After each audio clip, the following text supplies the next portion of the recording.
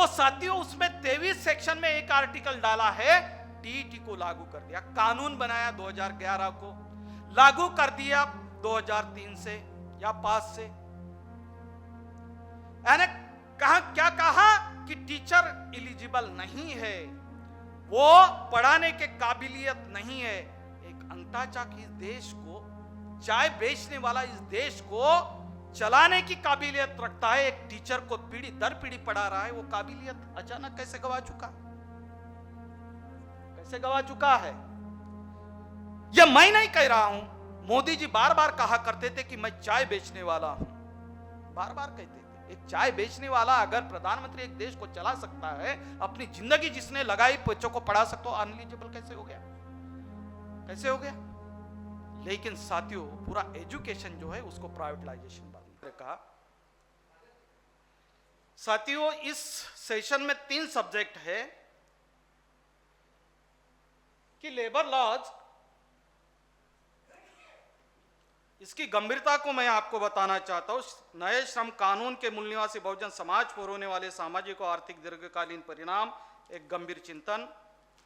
और teacher eligibility test, यह केंद्र सरकार की शिक्षा विरोधी न्यू एजुकेशन पॉलिसी आधार पर सर्वोच्च न्यायालय का दावा, न्यायालय दिया हुआ निर्णय, एक गंभीर विश्लेषण। और फिर बाद में मीडिया की भूमिका। 2 विषय है, दोनों भी विषय बहुत गंभीर है। सबसे पहले जिन महापुरुषों ने हमारा अपना जीवन सुवर्ण बनाने के लिए अपने जीवन का पूरा समय दिया, अपनी जीवन की आहुति दी, उन तमाम महापुरुषों को सबसे पहले त्रिवार वंदन। इस विषय को लेकर चलते हुए मैं सबसे पहले एक विषय, एक उदाहरण मैं आपके सामने रखने के पहले मैं आगे जा नहीं सकता,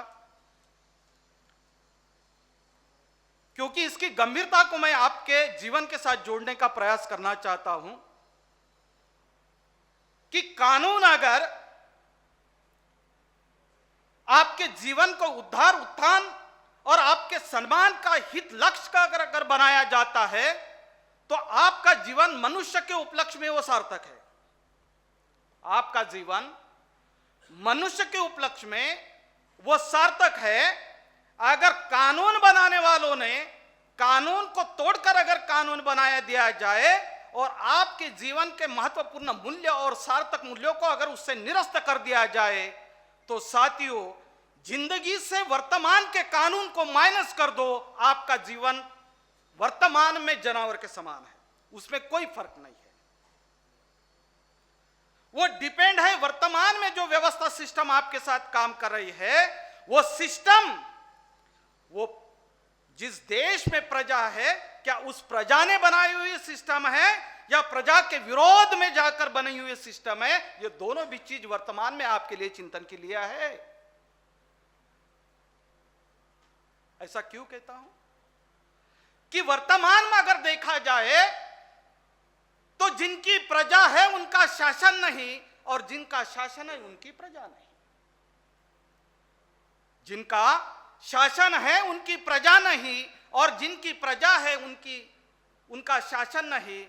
जिनकी व्यवस्था होती है उनकी अवस्था ठीक होती है, जिनकी व्यवस्था नहीं होती है उनकी अवस्था मांगने के लायक होती है। उनकी अवस्था कैसी होती है? मांगने के लायक होती है। और वर्तमान में 135 करोड़ इस जनता में लगभग 102 करोड़ जनता जो है वो मांगने के लायक बनाई गई है, वो हाशिए पर है। क्या मतलब है इन कानूनों का? विश्व रत्न परम पूज्य डॉक्टर बाबा साहब आंबेडकर जब अंग्रेजों के सरकार में श्रम कानून मंत्री बने, अपना जीवन का बहुत सा काल उन्होंने इस देश के समुदाय को एक इंसान के रूप में जीवन बनाने के लिए इस देश के कानून को, संविधान को बनाने में लगाया। वो इसलिए नहीं लगाया कि हमारे अपने देश के लोग एक अमीर बनकर 10 मंजिलों की इमारत बनाए, उसमें 10 लाख 20 लाख की गाड़ी रखे, उसमें अपने बीबी को हर माह में 10,000 रुपए की साड़ी लेकर दे, अपने बच्चों को 10-10 लाख की कोचिंग चलाए। वो इसलिए नहीं बनाए। और इसीलिए इस कानून के उपलक्ष्य में अगर हम लोग अगर जानते हैं कि जो डेमोक्रेटिक एक रिपब्लिक डेमोक्रेसी इस देश में स्टैब्लिश की गई है, तो साथियों एक बात को ध्यान में रखना है आप लोगों को कि सबसे पहले अधिकार आए, बाद में अधिकारी बने। सबसे पहले क्या आए? अधिकार आए, फिर बाद में अधिकारी बने। आज समाज में हजारों अधिकारी है, अधिकार गायब हो गए समाज से। क्यों? समाज में आज हजारों अधिकारी है, कुछ ही पानबुड़े साहब के समान रिटायर होने के बावजूद भी अपना उत्तरदायित्व निभा रहे। देने वाले ने पहले अधिकार दिए, बाद में हम लोग अधिकारी बने। नहीं तो हमारी अपनी कोई औकात थी? हमारी अपनी कोई औकात थी क्या? कतई नहीं थी। तो इतना बड़ा सिस्टम बन रहा है। लोकसभा में लगभग 786 लोकसभा में 776 एमपीज बैठते हैं। भारत की पूरी 38 अगर हम लोग केंद्र शासित प्रदेश और स्टेट को गिना जाए तो साथियों लगभग 4280 एमएलए बैठे, फिर भी ये कानून लागू हो रहे हैं। क्यों? आपके विरोध में। क्यों? जिन प्रतिनिधियों को आप अपना मान रहे हो वो आपके नहीं है। तो एक उदाहरण, ये कानून का विश्लेषण करने से पहले सर मुझे थोड़ा समय 5-10 मिनट ज्यादा लगेगा। दक्षिण अफ्रीका में अमेरिकी के कुछ लोग जो विद्वान लोग थे वो सफर पर गए थे। उसमें मुख्य रूप से 2 लोग थे जिनका एक नाम जेम्स मिल या विलियम जेम्स ऐसा कुछ था, मुझे याद नहीं है। दक्षिण अफ्रीका में सफर को जा रहे हैं। एक देहात उन लोगों का ऐसा मिलता है जहां उनको खाने पीने की चीजें लेने के लिए वो रुक गए। खाने पीने के चीजों उस मंडी में रुक गए तो सबसे उन्होंने अपना जो जर्नी डिस्क्रिप्शन में उसमें लिखा है कि कुछ चीजें लेने के लिए मैं रुक गया तो मैंने जो चीज देखी मुझे बहुत हैरान कर देने वाली थी। मेरे पैरों तले जमीन निकल गई, मेरा दिमाग सुन्न हो गया। तो उसमें बहुत सी चीजें बिक रही थी, उसमें एक परिवार भी बिक रहा था। उसमें एक परिवार बिक रहा था। एक कपल था जो ब्लैक कलर के थे और उनके 2 बच्चे थे। एक 14 साल का होगा शायद और एक 16 साल का होगा। वो एक कपल उस बाजार में मंडी में बिकने के लिए तैयार था। एक मालिक ने उन लोगों को पकड़कर दूसरे मालिक को बेचने के लिए उस मंडी में उन लोगों को लाया था। हैरानी की बात यह हुई कि पूरे परिवार को एक साथ खरीदने के लिए कोई तैयार नहीं था। स्लेवरी, गुलामी, मैं गुलामी की बात कर रहा हूं। यह अंतिम चरण चल रहा है। हम लोगों को बेहतरीन तरीके के गुलाम बनाने का यह अंतिम चरण चल रहा है। ध्यान में लीजिएगा। संगठन बनाकर और माइक पर बोलकर मैं किस तरीके से बोल रहा हूं, इसके लिए संगठन बनाने का कोई ना ही डीआर ओल्ड सर का ऑब्जेक्ट था, ना ही हमारे जैसे स्पीकर का यहाँ के बोलने का कोई ऑब्जेक्ट है। मैं वर्तमान की गुलामी के एहसास दिला रहा हूं इस उदाहरण से। उस कपल को जो बेचने के लिए पहला मालिक ने उसने बोली लगाई तो सबसे पहले उस मुखिया को बेचा गया। सबसे पहले किसको बेचा गया? उस मुखिया को बेचा गया, उस गुलाम परिवार के। फिर उस बीबी, उसके बच्चों के मां को दूसरे घर में बेचा गया और 2 जो बच्चे थे उनको अलग अलग मालिक ने खरीद लिया। खरीद कर पैसों की लेन देन जब हो गई तो चारों मालिक थे, तो चारों तरफ वो परिवार जब बिखर रहा था तो वो जो छोटे बच्चे थे वो उस मालिक के हाथ से अपने आंसुओं को, अपने जितनी भी ताकत थी उतनी पूरी ताकत लगाकर रोकर अपने मां के तरफ अपना पूरा जोर लगाकर अपने मां को बिलगने के लिए दौड़ रहे थे। वो मां जो है, वो मां अपने बेटे को अपने गोद में लेने के लिए तड़प रही थी, और यह सभी सिचुएशन अपने आंखों से आंखों बहाते वो बाप देख रहा था, वो बाप देख रहा था। कल शायद रोहित वेमुला का शहादत दिन था। वो सोशल मीडिया पर मैंने वो तस्वीर देखी जहां पे रोहित वेमुला का एक स्टैचू बनाया है ब्लैक कलर का। वो मां जो है अपने बेटे को वो स्टैचू को पकड़कर बिलक बिलक पर रो रही है। ये गुलामी है। जिस मां ने अपने बेटे को 9 माह अपने कोख में रखा, इस दुनिया का बेस्ट स्कॉलर जो पीएचडी में कर रहा था, वो ओपन स्कॉलर था। वो ओपन स्कॉलर उस बेटे ने अपने परिवार को छोड़कर फांसी लगाकर मर गया था, और उसका स्टैचू के पास वो मां खड़ी थी। परसों की बात। ये साधारण मामला है? आपको लगता है इतना साधारण? जिस विषय की चर्चा लगाकर हम लोग चर्चा कर रहे हैं, इतना साधारण मामला नहीं है। ये दोनों उदाहरण आपको वर्तमान में भारत की सिचुएशन पैदा कर चुके हैं। वर्तमान में जो ब्राह्मणी व्यवस्था है, सिस्टम है, इस देश के ब्राह्मण, ये रिकॉर्डिंग हो रहा है, पूरा जा रहा है, पूरे भारत में जाने दीजिए, कोई परवाह नहीं। हमें अपनी नौकरी की कोई परवाह नहीं है। अगर इस देश के डॉक्टर बाबा साहब आंबेडकर इतने दुनिया के सबसे बेहतरीन पढ़े लिखे होने के बावजूद भी अपने परिवार के लिए कुछ नहीं करते, समाज के लिए कुछ करते हैं। हमने बहुत कुछ कमाया है 20 साल में। आज भी आगे तो डरता कौन है? एक मां अपने बेटे के स्टैचू को पकड़ के रो रही है, कह रही है मेरा बेटा इस दुनिया में अब जिंदा नहीं है, जिसको मैंने पाला पोसा, कोख में पाला। अगर वही सिचुएशन हमारे अपने बेटे के साथ आ गई तो जिंदा रह के हम लोग क्या करेंगे? जिंदा लोग कर हम लोग क्या करेंगे? तो यह सिचुएशन आपके साथ है। इतनी गंभीर सब्जेक्ट है। मैं इस बात को आपको बताना चाहता हूं, जो लेबर लॉज है, इस लेबर लॉ को साथ जुड़े हुए लगभग भारत की 45 करोड़ जनता है इस लेबर लॉज के साथ जुड़ी हुई। और दूसरा सब्जेक्ट जो है एजुकेशन का, उसके साथ भारत के प्री प्राइमरी से लेकर हायर एजुकेशन तक 23 लाख लोग जुड़े हैं, यानी लगभग 60 करोड़ लोगों की चर्चा हम इस विषय के उपलक्ष्य में कर रहे हैं। इतने करोड़ लोगों की 60 करोड़, यानी इस देश के लगभग 50% आबादी ये दो विषय से जुड़ी हुई है। इतना गंभीर सब्जेक्ट है, इतना गंभीर है।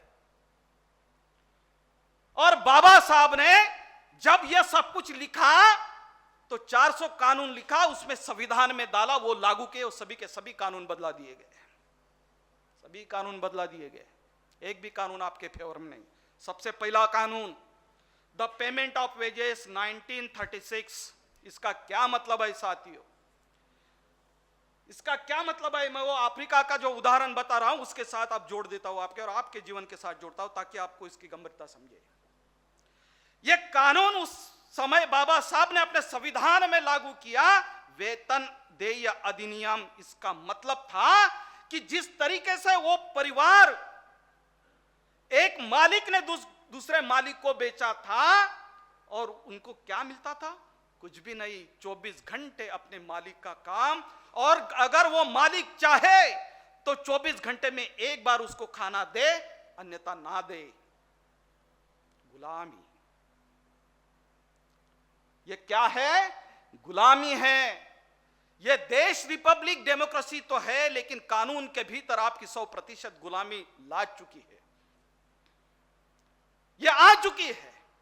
लगभग 7 स्टेट के लोग हैं पानबुड़े साहब यहां पे।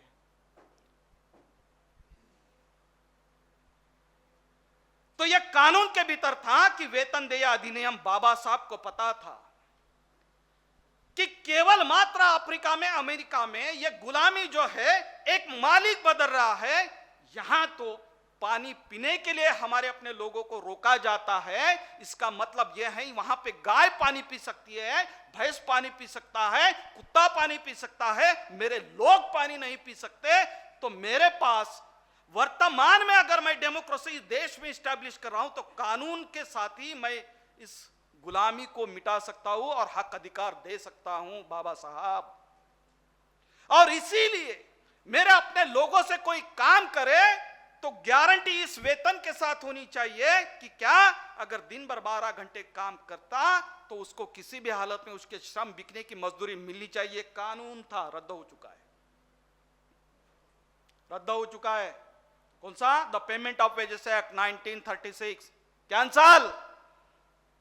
और नए लेबर लॉज में यह लिखा गया है, जहां तक मेरी पढ़ाई है, कि आप किसी कंपनी में काम कर रहे हैं तो वह कंपनी मालिक के ऊपर है, आपको हर माह में वेतन देना है या नहीं देना है, 4 महीने में एक बार देना है, 6 महीने में एक बार देना है या साल में एक बार देना है।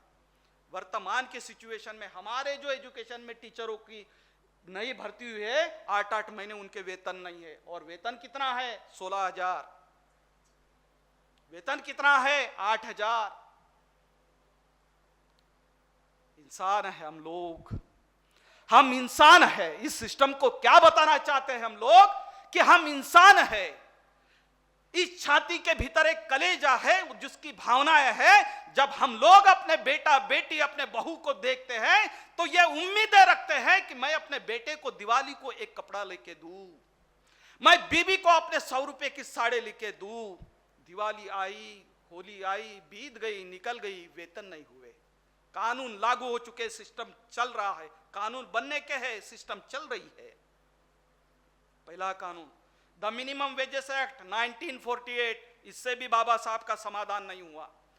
तो बाबा साहब ने फिर कितना देना चाहिए इसके लिए एक्ट किया, और इसके साथ गारंटी के साथ सिक्योरिटी भी किया। कौन सा कानून? The minimum wages act 1948। यह कानून 36 का कानून क्या कर रहा था कि पैसे देना चाहिए, लेकिन कितना देना चाहिए कोई गारंटी नहीं। बाबा साहब ने फिर से किया कि गारंटी और सिक्योरिटी दोनों भी, इतना भी। 10 लाख के गाड़ी में प्राध्यापक जो चलता है ना साथियों, तो इस एक्ट के भीतर हमारा प्राध्यापक 1.5 लाख का रुपए का वेतन उठाता है, और हर दिन 5,000 रुपए का वेतन। ये कानून के भीतर अंतर्भूत बाबा साहब ने किया था। वो कहता है मैं पढ़ा हूं, मैं पीएचडी हो गया हूं, तब जाके लेक्चरर बना हूं। तेरा क्या है? तेरा क्या है? ये कानून अगर बाबा साहब अपने बेटे बेटियों को अपने गोद में मरते हुए देखकर अगर नहीं बनाते तो शायद तू लेक्चर नहीं बनता, तू टीचर नहीं बनता। ये कानून की सिक्योरिटी के साथ गारंटी इस कानून के भीतर थी। कानून कैंसिल हो गया है। और आप जानते हैं कि जब तक संसद के पटल पर कानून रहता है तब तक उसकी वैधता रहती है और उसकी व्यापकता रहती है। जिस दिन संसद के पटल से कानून कैंसिल हो जाते हैं, उसकी वैधता भी कैंसिल हो जाती है और उसकी व्यापकता भी कैंसिल हो जाती है। विषय खलास, दोनों भी चीजें खत्म। ना ही उसकी वैधता है, ना ही उसकी व्यापकता है। वैधता का मतलब ये लागू है, व्यापकता का मतलब पूरे भारत में लागू है, कैंसिल। तीसरा कानून the payment of bonus act. Bonus act कोई इस कंपनी के मालिकों की बपौती नहीं थी। हमारे अपने लोग जो साल भर में काम करते थे तो 1 माह का वेतन, यानी 12 माह का काम करते थे तो 12 माह के काम के ऊपर 1 माह का वेतन ज्यादा सा देना चाहिए, ताकि कंपनी को अगर या किसी सेक्टर को कोई एक इंसान काम करता है, 1 करोड़ का अगर मुनाफा देता है तो 1 लाख रुपए का बोनस वो मुनाफे के भीतर से ही देने का प्रावधान बाबा साहब ने किया था। कानून कैंसिल है। मैं इससे भी आगे बताने वाला हूं। इस कानून की जो महत्वपूर्ण प्रावधान है वो क्या थे? यह बोनस एक्ट था, द इक्वल रेम्युनरेशन एक्ट 1976, मानदान मुबदला समान कानून का एक समान कानून, सभी के लिए समान। एक स्त्री हो, एक पुरुष हो, अगर श्रम बेच रहे हैं, समय पर बेच रहे हैं तो वो सभी समान है। कैंसिल हो गया कानून। बाद में द एम्प्लॉइज कंपेंसेशन एक्ट 1923 का कर्मचारी भरपाई कानून, इसका बहुत महत्वपूर्ण योगदान है। मान लीजिएगा कि एक परिवार का एक मुखिया सर्विस कर रहा है, वो कोल माइंस में कर रहा है। देखिएगा वो कोल माइंस में कर रहा है, वो कितना अंदर जा रहा है, फावड़ा और टिकास लेकर कितना, लगभग 2 किलोमीटर अंदर जा रहा है। और वहां से कोयला निकालते निकालते अगर खदान जो है, माइन जो है, वो गिर गई, उसमें दबकर मर गया तो पूरा का पूरा परिवार हाशिया पर है। तो बाबा साहब ये कहते थे कि ये कानून के माध्यम से जितने उसकी सर्विस बची है, मान लीजिएगा कि 25 साल उसकी सर्विस बची है, 25 साल में उसका पूरा माह के वेतन के साथ जोड़कर जितना पैसा होगा वह पूरा का पूरा किसको दे? उसके परिवार को दे। कानून का महत्व किसको दे? परिवार का दे, ताकि वो सम्मान से जी सके। कानून कैंसल, कानून कैंसल। और साथियों, ये जो मिनिमम वेजेस एक्ट था 1940 का, कि कितना देना चाहिए और कितना आप उसका क्या सिक्योरिटी रहना चाहिए, उसी कानून के माध्यम से आपका वेतन आयोग का इस्टेब्लिशमेंट होता था। ध्यान में रखिएगा आप लोग। 1948 का जो कानून है कि 10 साल में आपका मिनिमम कितना मिलना चाहिए, यह उसी कानून के माध्यम से आपका क्या बैठता था? सेंट्रल गवर्नमेंट, स्टेट गवर्नमेंट क्या रखती थी? वेतन आयोग का प्रावधान करती थी। अभी बहुत नखरे किए वर्तमान की गवर्नमेंट ने कि हम वेतन आयोग के परंपरा को खत्म करना चाहते हैं। 7 पे लागू जब किया तभी डिक्लेरेशन किया कि हम वेतन आयोग के परंपरा को लागू नहीं करें। इसका मतलब क्या था कि आने वाले समय में आपको वेतन बढ़ाकर नहीं मिलेगा, जितने में उतने में। वर्तमान में एक इंसान 4 टेबल संभाल रहा है, 2 सिस्टम काम कर रही है, एक कॉन्ट्रैक्ट बेस पर, एक परमानेंट बेस पर। कॉन्ट्रैक्ट बेस पर 20,000 एक इंसान काम कर रहा है, परमानेंट बेस पर 1 लाख रुपए पगार, 4 टेबल का काम एक इंसान कर रहा है। चारों लोगों के सैलरी को जो कॉन्ट्रैक्ट बेस पर है उसको डिवाइड कर उसको सम्मिलित कीजिए। 4 लोगों को 20-20 हजार रुपए से 80,000 रुपए होते हैं, तो 80,000 रुपए अगर 1 लाख रुपए, उसके 20,000 खुद का, अगर 1 लाख पेमेंट ले रहा है तो कितने लोगों का काम करना पड़ेगा? 4। सिस्टम आ रहा है समझ में आपको? ये ट्रेड यूनियन साधारण मामला नहीं है। कितने लोगों का काम करना होगा? 4 लोगों का। टेबल 4 संभालने होंगे तब जाके सैलरी 1 लाख रुपए मिलेगी। हम लोगों को लगता है कि वर्तमान में लगभग ब्रेन स्ट्रोक से सबसे ज्यादा मरने का रेशो अगर किसी का है तो गवर्नमेंट सर्वेंट का है। वर्तमान में जो चल रहा है, एक इंसान 4-4 टेबल का काम कर रहा है, कैसे पॉसिबल है? और वेतन आयोग की परंपरा को जब जाके कुछ संगठनों ने दबाव बनाया, लोगों का ये हो गया। अभी वेतन आयोग की एक कमेटी को बनाया गया, मालूम नहीं आने वाले समय में क्या वेतन होता है? साथियों, बाद में द एम्प्लॉय स्टेट इंश्योरेंस, ये इंश्योरेंस क्या था? हर कर्मचारियों का इंश्योरेंस कटता है ताकि मरने के बाद उसके परिवार को कुछ क्या मिले? उसके जीवन का जितना भी वो काम कर सकता था वो पूरा अमाउंट मिले। वो भी कानून कैंसल, महत्वपूर्ण कानून। उसको अगर विश्लेषण करते बहुत समय लगेगा, फिर भी मैं आपको बता रहा हूं। द एम्प्लॉयज प्रोविडेंट फंड 1952 को प्रोविडेंट फंड का कानून कैंसल हो चुका है, आप ध्यान में रखिएगा। ये 29 कानून के भीतर ही उन लोगों ने प्रोविडेंट फंड का कानून रद्द कर दिया। सबसे पहले एक बात को और भी मैं विश्लेषित करना चाहता हूं। जितने भी एम्प्लॉयज लोग बैठे हैं उनका मानना कहना यह है कि सर ये तो लेबर लॉज है, ये लेबर लॉज का हमारे अपने जीवन के साथ क्या संबंध है? एम्प्लॉय ये मानता है लेबर लॉज लेबर के लिए है, लेकिन साथियों ये इस गलत फहमी में ना रहे, लेबर लॉज का संबंध सबसे ज्यादा बेनिफिट एम्प्लॉयज को है। प्रोविडेंट फंड कौन उठाता है? ग्रेजुएटी कौन उठाता है? ग्रेजुएटी का भी कानून कैंसल है। ग्रेजुएटी कौन उठाता है? एक अगर कोई बिल्डिंग में काम कर रहा है, अगर 5 साल काम कर रहा है तो उसको ग्रेजुएटी कितनी मिलती? अगर एक इंसान रिटायरमेंट के समय तक काम करता है तो उसकी ग्रेजुएटी किसको मिलती? साथियों, प्रोविडेंट किसको मिलता, किसको लाभ है? और हमारे अपने लोग पता ही नहीं कि लेबर लॉज का बेनिफिट किसको है।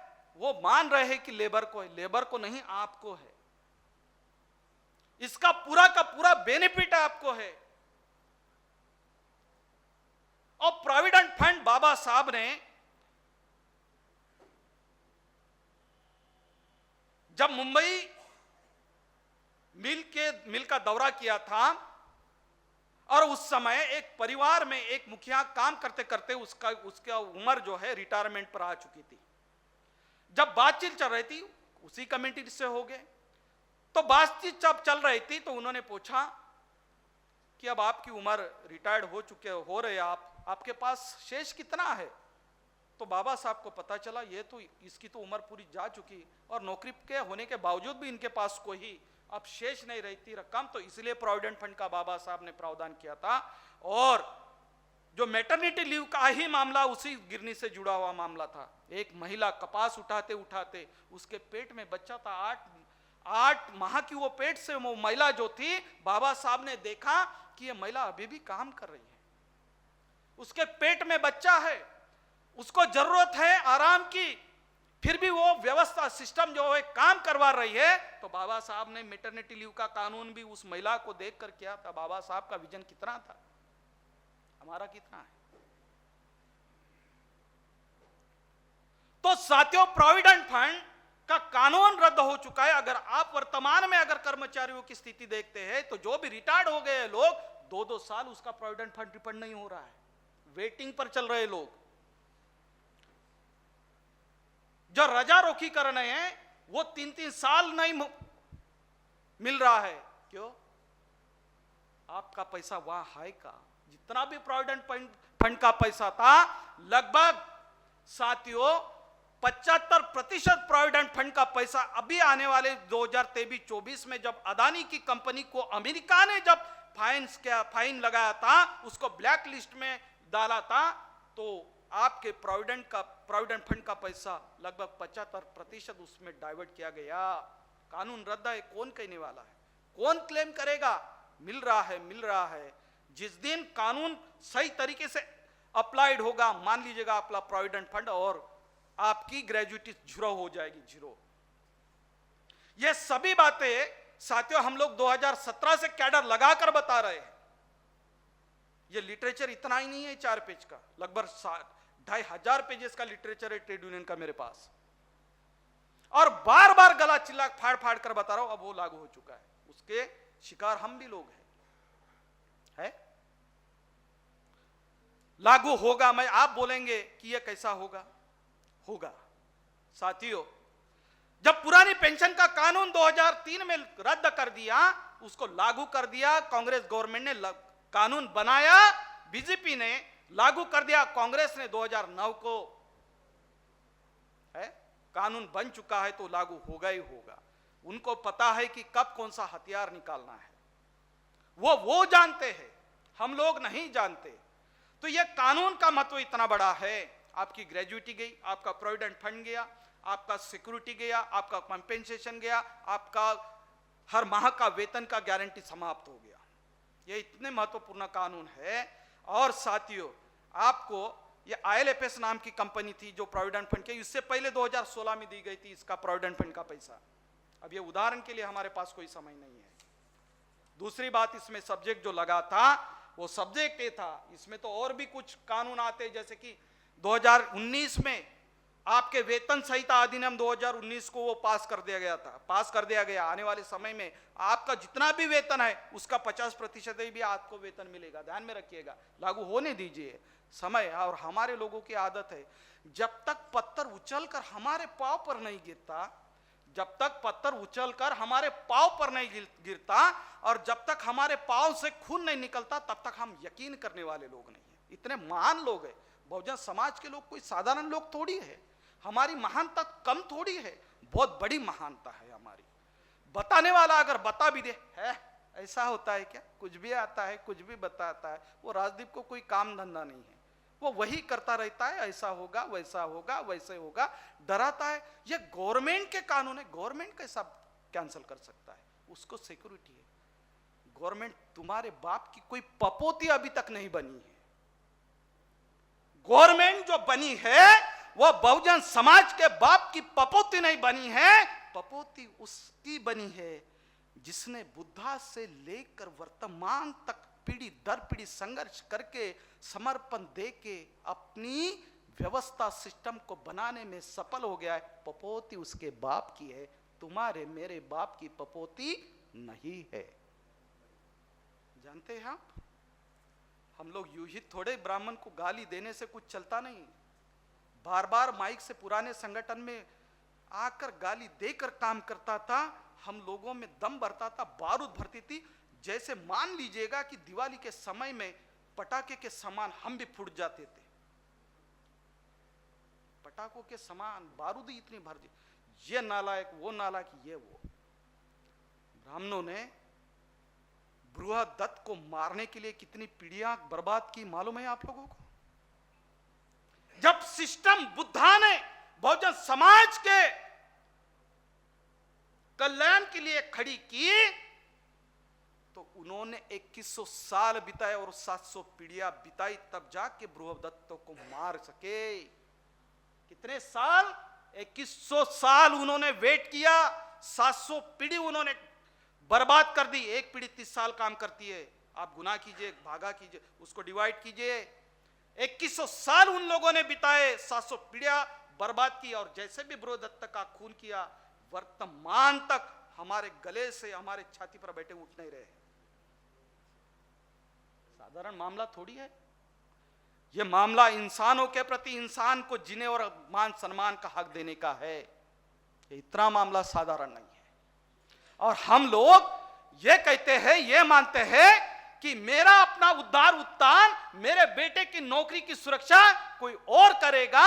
कोई ओल साहब आएंगे, कोई अवतार आएगा। अवतार आएगा तो वो विष्णु का ही आएगा, और विष्णु का अवतार जब सुदर्शन चक्र चलाएगा तो वो आपके हित के लिए उन लोगों के गर्दन के ऊपर सुदर्शन चक्र नहीं चलाएगा, वो सुदर्शन चक्र आपके गले पर चलेगा। यह अवतार आने वाला नहीं है, यह अवतार आने वाला नहीं है जिसका बेटा बेटी गुलामी के अंतिम चरण पर खड़ा है, उसी को ही अपने हिस्से की लड़ाई लड़ने का काम करना होगा। मैं ये नहीं चाहता। आप बोलेंगे सर लड़ाई लड़नी होगी, और आप कह रहे हैं कि मैं ये नहीं चाहता। मैं क्या नहीं चाहता?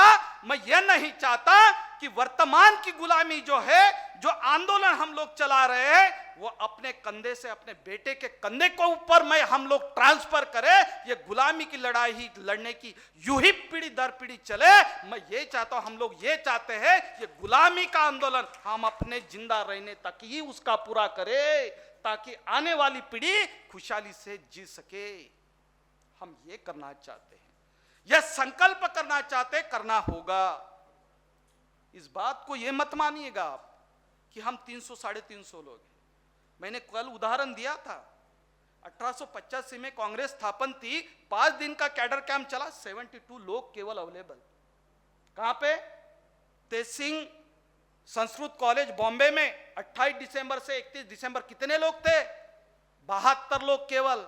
जानते हैं ना साथियों, 1885 की कांग्रेस वर्तमान में कहां है और किनकी वर्तमान में व्यवस्था स्थापित है? 72 लोगों ने काम किया। 3.5% लोगों ने अपने व्यवस्था के सभी साधन और संसाधन अपने लोगों के कल्याण के लिए दिए। हम 300 350 लोग केवल बैठे प्रतिनिधि है हर स्टेट के। अगर इस बात को समझकर हम लोग चलाएंगे तो क्या नहीं कर सकते, बहुत कुछ कर सकते साथियों, करना ही चाहिए। दूसरा सब्जेक्ट, केवल 5 मिनट में कंक्लूड करता हूं सर। दूसरा सब्जेक्ट जो है एजुकेशन का, इसमें इतना भयंकर है, मैं बातें बताऊं। ये जो लिटरेचर है ओरिजिनल, ये लिटरेचर में अब मैं कुछ बता नहीं सकता, और मेरे लिए बताने के लिए बहुत कम समय होता है। मुझे इतने कम समय में इतनी कुछ बातें बतानी भी नहीं होती हैं साथियों। एजुकेशन सिस्टम में वर्तमान में जितने फेरबदल किया है, वह वर्तमान के फेरबदल बस मान लीजिएगा कि आपके बच्चों का यह अंतिम चरण है शिक्षा का। मैं इस बात की गारंटी के साथ और बहुत जिम्मेदारी से कह रहा हूं, आपके बेटे का यह अंतिम चरण है कि आपका बेटा एजुकेशन में है। आने वाले 10 साल के बाद आपके बेटे को आप शिक्षा नहीं दे पाएंगे, यह 100% सच है।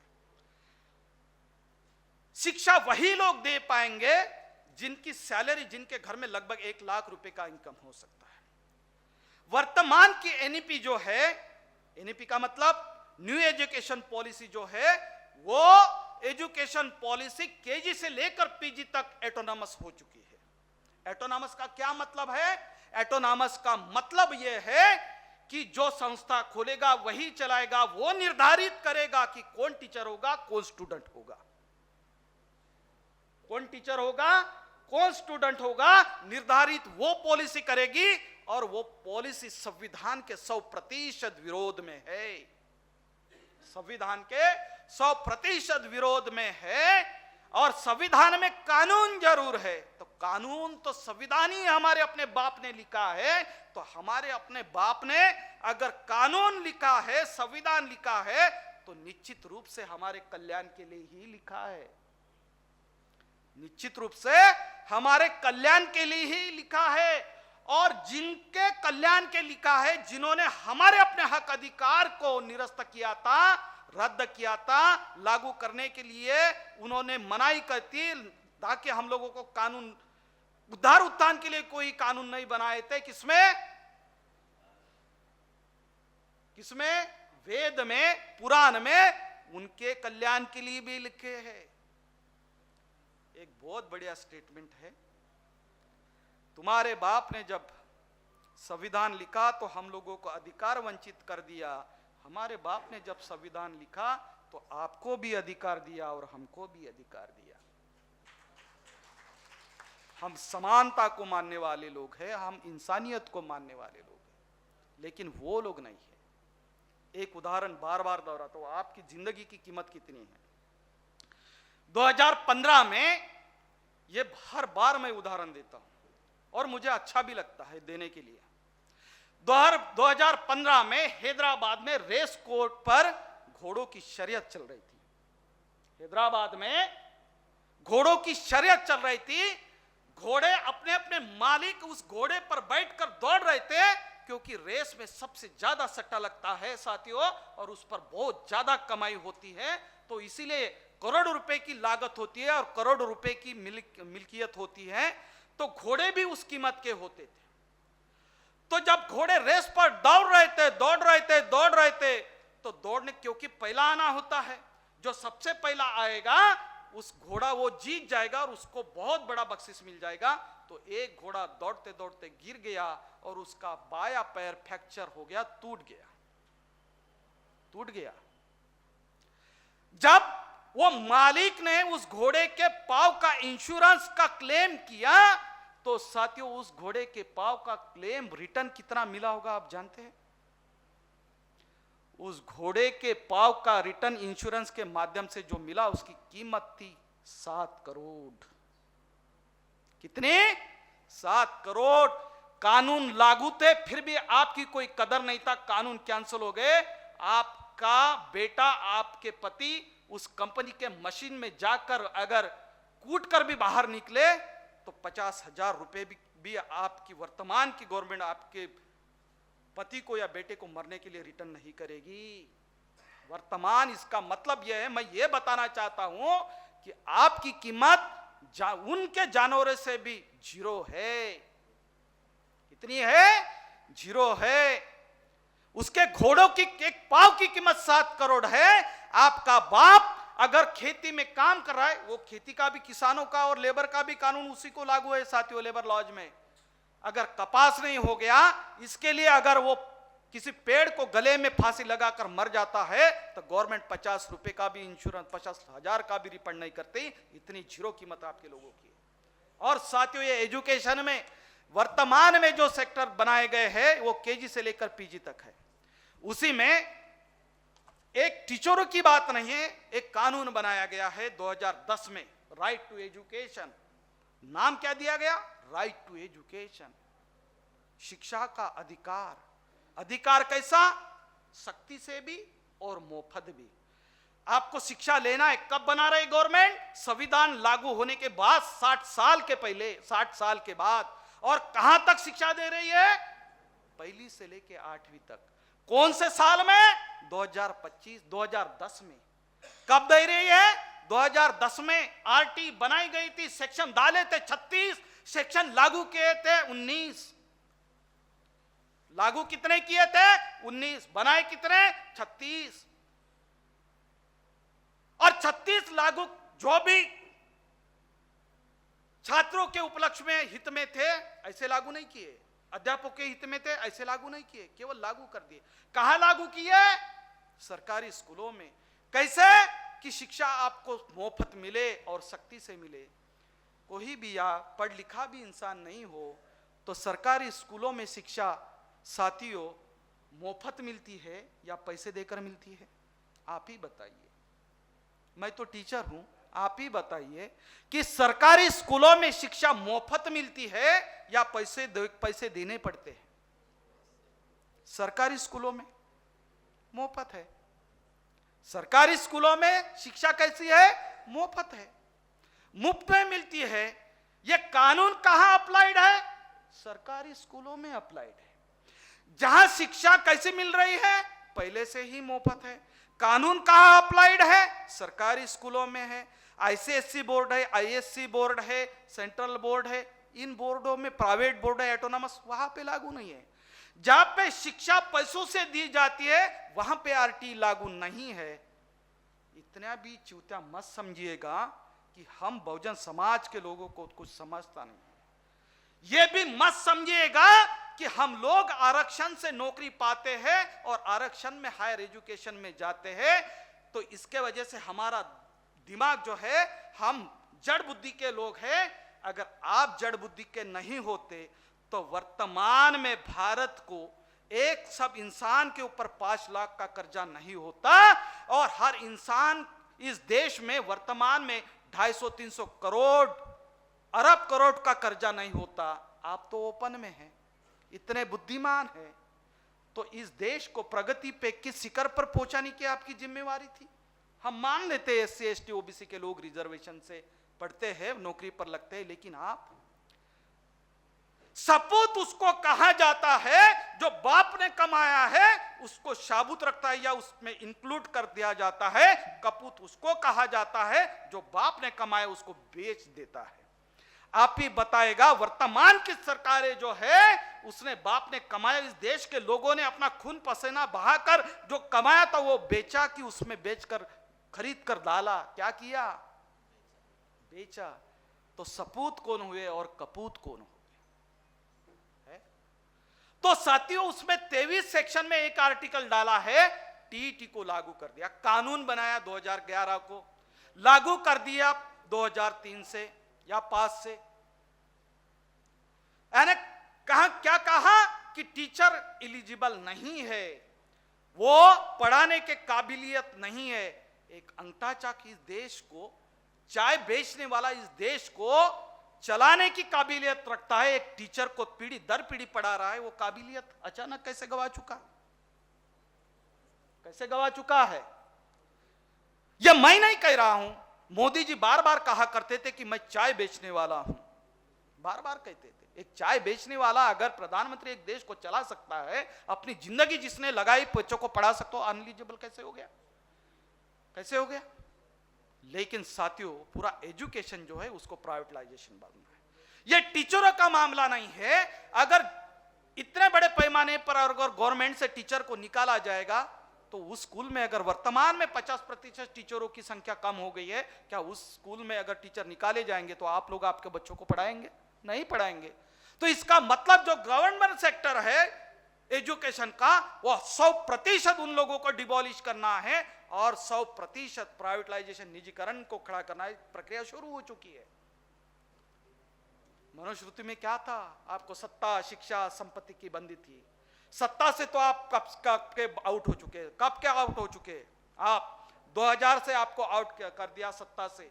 संपत्ति के कानून जो बना चुके हैं गवर्नमेंट, उसका 2 मिनट में विश्लेषण करके मैं रुक जाता हूं। संपत्ति से अभी आपको आउट करना है और शिक्षा अंतिम चरण पर है। नंबर 1, 3 कानून का विश्लेषण करके मैं यहां पे रुक जाता हूं। नंबर 1, एफआरडीआई कानून लागू हो चुका है। क्या है इस कानून का मतलब? The financial resolution deposit insurance bill लागू हो चुका है। क्या कहते हैं कि जितना भी पैसा आपका बैंक में होगा, जितना भी होगा गवर्नमेंट बैंकों में, वो बैंकों का पैसा, मान लीजिएगा कि रायकवाल साहब रिटायर्ड हो गए और उनको पेंशन का पैसा 50 लाख रुपए मिल गया। सर, कानून की गंभीरता को सुनिएगा। क्या है? पैसे कहां रखेंगे आप रिटायरमेंट के बाद? बैंकों में रखेंगे। कानून क्या कहता है कि अगर 50 लाख रुपए अगर बैंक में, ये एफआरडीआई कानून के माध्यम से गवर्नमेंट ये कह रही है कि 50 लाख रुपए अगर आपने रख दिए तो जैसे भी आपने बैंक में रख दिए उसमें से 45 लाख रुपया गवर्नमेंट के अकाउंट पर होगा, उसकी जिम्मेवारी होगी, उसके क्रेडिट पर होगा, उसमें से 5 लाख रुपए केवल आपके होंगे। एफआरडीआई कानून समझ लीजिएगा कान खोलकर।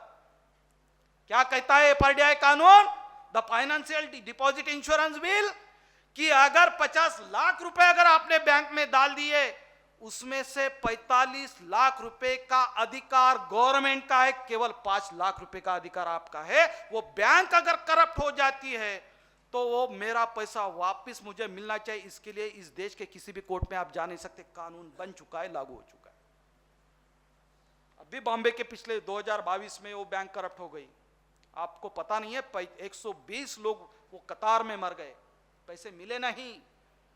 कानून, हमारे लोग कहते हैं ऐसा लागू होगा, लागू होगा। दूसरा कानून, द लैंड इंटाइटलमेंट बिल लागू हो चुका है। क्या इसका मतलब? लैंड इंटाइटलमेंट बिल का मतलब यह है, कानून का मतलब है, मान लीजिएगा कि मेरा एक मकान है, 1000 स्क्वायर फुट पे, मैंने दूसरा प्लॉट लेकर रखा है, तो गवर्नमेंट ये कहती है कि 4 लोगों को जीने के लिए जो वर्ल्ड यानी WHO ने जो निर्धारित जिंदगी की एक शैली को निर्धारित किया है, उतना ही मकान की जमीन आपकी होगी। बाकी जो आपका एक्स्ट्रा प्लॉट लेकर रखा है कि मैं अपने बेटे के एजुकेशन के लिए बेचकर उसको पढ़ाऊंगा, और कोई काम होगा तो उसको बेचकर पढ़ाऊंगा, वो दूसरा प्लॉट ऑटोमेटिक गवर्नमेंट के क्रेडिट पर, उसके क्रेडिट पर यानी भू क्रेडिट जो है उसके क्रेडिट पर गवर्नमेंट का चढ़ चुका है आप लोगों को पता? सारी की सारी संपत्तियां आपकी डिजिटल ऑनलाइन कर चुकी है गवर्नमेंट। क्यों? ये कानून के तहत। समझ में आ रहा है?